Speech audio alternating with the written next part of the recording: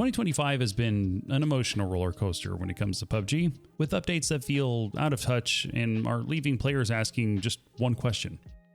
Who asked for this? I came back to PUBG when Destin was released in 2022. After not playing since 2018 in the early beta days, my first thought was, wow, they've taken this game in a crazy direction and they've added so much cool stuff. And as the years went on, for the most part, PUBG continued to fix and add features that were pretty positive and added to the overall enjoyment of the game. This was especially prevalent in 2024, with a flurry of updates to attachments, maps, quality of life features, and weapon changes that made PUBG feel more complete. It felt like the devs had finally started to understand what their player base was actually looking for, and that PUBG was headed in the right direction. I mean, for starters, let's look at the linear progression of updates that came out all throughout 2024. In 29.1, they increased the fire rate of the SCAR, increased the damage on the AKM by 1 point, making them a little more viable mid to late game.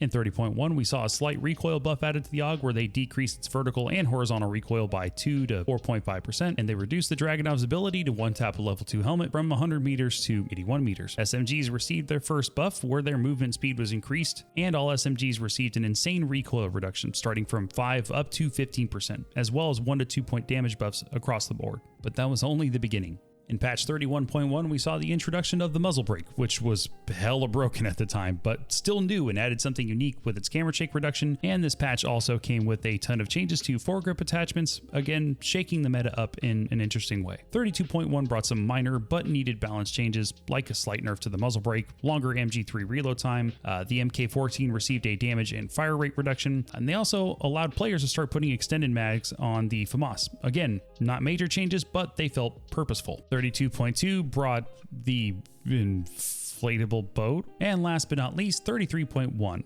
which shined a bright light on PUBG's future, introducing destructible environments in Sanhok, which is cool for the first day, but once everybody stopped playing in that queue, every match was just full of bots anyway. But it started to get people's heads thinking about what happens when this comes to every other map in the future. A cool dynamic like breaking walls down changes how PUBG is played significantly and seemed hopeful. Then also in 33.1, SMGs received their second big buff, where hipfire was increased by 33% and sustained hipfire accuracy was increased by 40%, making SMGs lasers when shooting from the hip. They've increased the overall character movement when shooting from the hip as well, along with decreasing 9mm ammo weight so you can carry around 400 rounds of 9mm. But overall, looking at 2024 as a whole, it had a pretty strong list of some pretty good changes. Which brings us to... which started off promising with some positive changes before the decline happened. The first patch of the year wasn't too bad. In 33.2, they finally brought the recall system to Sanhok, and they added the loot truck, but performance had gotten so bad due to destructible buildings being added that a lot of players avoided Sanhok altogether. In 34.1, shotguns had a decent rebalance, and they again buffed the DBS and put it back into care packages. Which no one picks up. Who thought that was a good idea? Who? The MK12 received its first nerf, increasing the recoil by 10% and reducing its ability to one-tap level 2 helmets from 118 meters to 83 meters. 7.62 ammo got a weight reduction, cars were buffed, which was actually a pretty neat change that I don't think anybody expected. 34.2 was the 8-year anniversary patch, and I can still hear the music from the lobby and the sound it made when players joined. 35.1, which brought a ton of mixed feelings amongst players, finally added the recall system to all maps, even Paramo and Kraken. AEDs were restricted to just solos. Blue chip transmitters and thermal scopes were also removed, along with decoy grenades, spike traps, and battle ready kits. AEDs and blue chip transmitters, I was indifferent about. I really didn't care about that, but removing thermals from Vikendi, I can confidently say that the community at large was very happy about this change because thermals were completely broken. And they also added zip lines, stun guns, and deployable cover to all maps, which actually I thought was a pretty cool change. There's been a handful of times where deployable covers come incredibly handy, and even zip lines too. There's still a lot of cool crap you can do with zip lines. I just haven't really got a chance or really a lot of opportunities to take advantage of. Patch 35.1 overall wasn't that bad. Oh wait, hold on. That's right. They added something else with 35.1.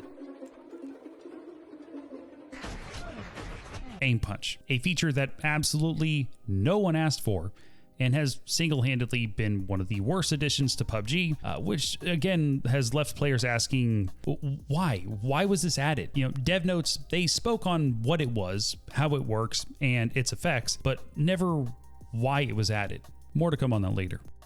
Then 35.2 came out, which was really a nothing burger. Camo nets for your cars, destructible terrain on Tego, the pickaxe on Tego. Anybody?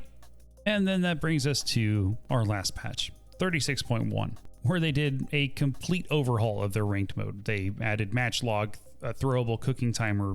The recall systems are in ranked now. They added the red zone, Bird'em, and I get what they're trying to do. They're trying to bridge the gap between introducing newer people to their esports scene. Not going to really go into too much detail on the changes to ranked and how they could potentially impact esports. That's not my specialty. The AUG finally received its rumored and long-awaited nerf, reducing the damage from 41 to 40, and then they reduced the aim punch by 50%. What? They increased the damage and muzzle velocity of the VSS, as well as changing the damage fall off. Now it happens at 50 meters instead of 0 meters. They're trying to make the VSS a more viable DMR, but we'll see how that plays out. Especially with their most recent Gunplay Labs edition, the DMR rebalance, where they're going to reduce DMR damage by 12% and then reduce the RPM of all DMRs by 45%, except for the Dragunov and the MK14. What? So I decided to try and jump in and check out this DMR rebalance. Let's see how that's going. Good, great. I love it. I love that I was able to play this and provide some feedback. Wonderful. All right, so let's really discuss what's going on with PUBG. There has been a considerable shift that started out slow and has been gaining momentum over the last year, where PUBG devs have been slowly trying to nerf their existing predominant assault rifle and DMR meta to a more noob-friendly approach, all in an effort to make PUBG more accessible while not disrupting their current skill ceiling. This all started with SMGs. SMGs have received 3 major buffs in the last year, starting with 30.1. This is where SMGs went from fun, meme-style weapons that were really good on drop all the way to mid-match, but went straight to S tier after 30.1, and was by far one of the most significant buffs to any weapon class in PUBG today. I mean, look at the changes. Movement speed increases, damage increases, horizontal and vertical recoil reductions across the board, insane hipfire accuracy, and crazy limb damage multipliers. And on top of that, they're incredibly easy to scope spray with, making them just busted. Then the straw that broke the camel's back. Aim punch. 35.1 was a very mixed update. On one hand, we finally got rid of thermals on Vikendi and respawn beacons were added across every map, which were both net positive. All of this was completely overshadowed by PUBG's implementation of aim punch. Devs ran 2 versions of gun labs for aim punch. Both yielded overwhelmingly negative feedback from their community, everything from Discord to Reddit, Twitter, and despite community outcry, aim punch was still added to the game with absolutely no justification as to why it was added. We got plenty of this is what it is, and this is how we've changed it a little bit, but we never got why we're adding it to the game, which became pretty evident once it came out. After I tested it pretty extensively, which you can find that video in the description down below, it was realized by not only myself, but the community at large what the real purpose of aim punch was. But let's see if you can guess why. Aim punch was added because A, it adds more realism to PUBG.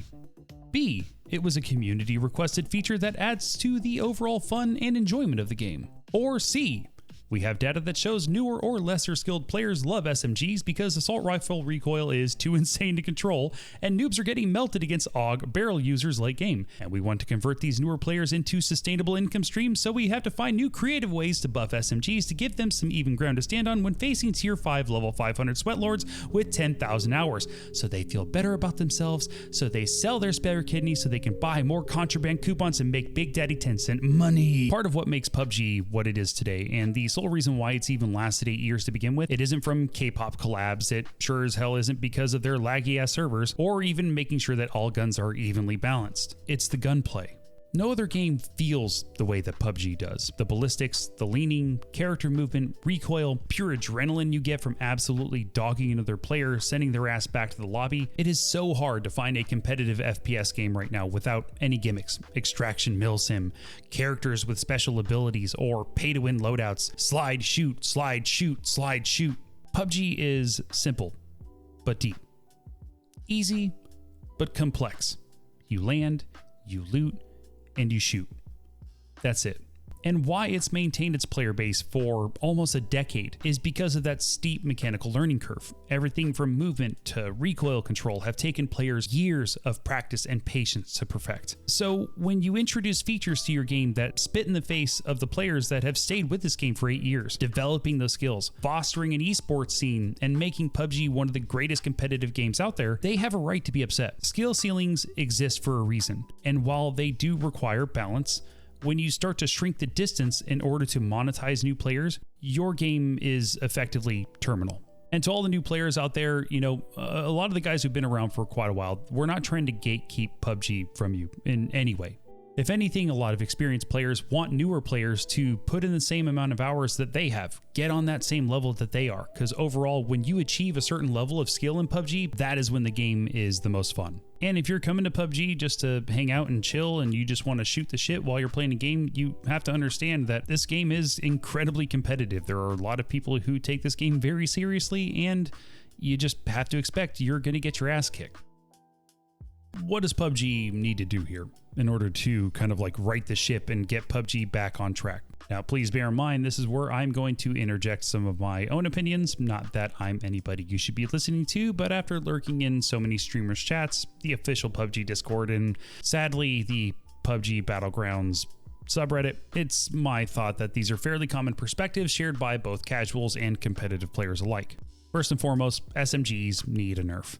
Not saying they need to revert them back to their previous state, but maybe find some kind of middle ground to mitigate damage drop-off and increase sustained recoil to offset how insanely easy they are to control. No one should be able to scope spray an MP5K with like a 6x to 150 meters and not miss a single bullet. Or maybe just don't allow bigger scopes on SMGs, period. I mean, the MP9 can't have anything higher than a red dot. Maybe it should be the same for all SMGs. Secondly, aim punch needs to go. Aim punch has been the single worst feature added to PUBG, especially knowing it was added as a silent buff to SMGs since they have the highest level of aim punch next to SRs and DMRs. Considering the bullet size between these guns, it makes absolutely no sense. There have been so many fights that I've either lost or barely won due to the other player panic spraying, hitting me once and throwing my aim off, which how that equates to skill is beyond me. Hell, I would settle for a severely reduced version if PUBG would just fix the nauseating screen shake it does when you get shot. It damn near gives me motion sickness every time it happens. And last but not least, while it hasn't actually officially happened yet and it's in the initial stages, for the love of God, do not nerf DMRs, please. Like, I'll meet you guys in the middle. Yeah, okay, reduce the fire rate, but do not reduce the damage. And if not, you're just going to see everybody running around with a mutant or an M16 and DMRs are effectively going to be dead. Again, I can't really elaborate on it. Actually, let's check in and see where the queue time is on this real quick. Okay, got it. Sadly, I don't think a lot of community outcry is going to stop them from pushing these changes through, but I don't know, man. We'll see. All right, boys and girls, that's all I got. It's late. It's like 11:30. I need to go to bed, but you know, just wanted to get on here and rant a little bit about just kind of what I'm seeing with PUBG. You know, I appreciate you guys and thank you for listening to this crap. If you guys enjoyed this video, please feel free to like and sub and come on by the stream this weekend. I'd love to have you by. Stay safe, and I will see you guys on the next video.